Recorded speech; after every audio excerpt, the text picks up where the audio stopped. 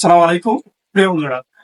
ছাত্রদলের এক ভাই বলতেছে যে ছাত্র শিবির এত টাকা পায় কোথা থেকে, যে তারা প্রতিদিন 3 লক্ষ টাকার ইফতারি হয় সাধারণ মানুষকে।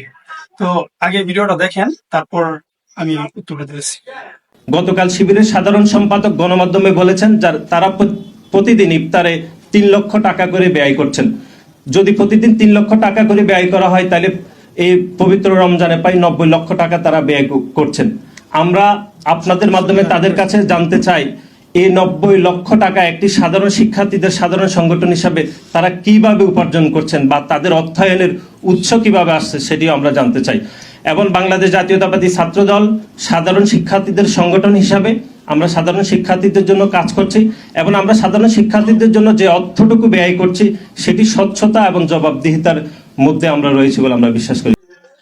প্রিয় বন্ধুরা, আমরা সাধারণ শিক্ষার্থী যারা বাংলাদেশ ইসলামী ছাত্র শিবির করি, আমরা টিফিনের টাকা জমিয়ে তারপর আমরা সংগঠনে একটা ইয়ানক দিয়ে থাকি প্রতি মাসে।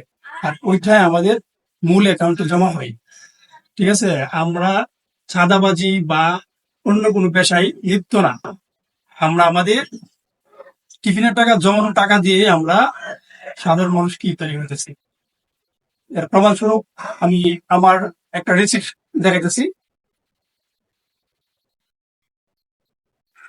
যেমন আমরা প্রতি মাসে যে অ্যানাউন্স দেয় আমাদের একটা রিসিপ্ট দেওয়া হয়, কারণ আমরা এমন কোনো কাজ করি না যার কোনো প্রমাণ না থাকে।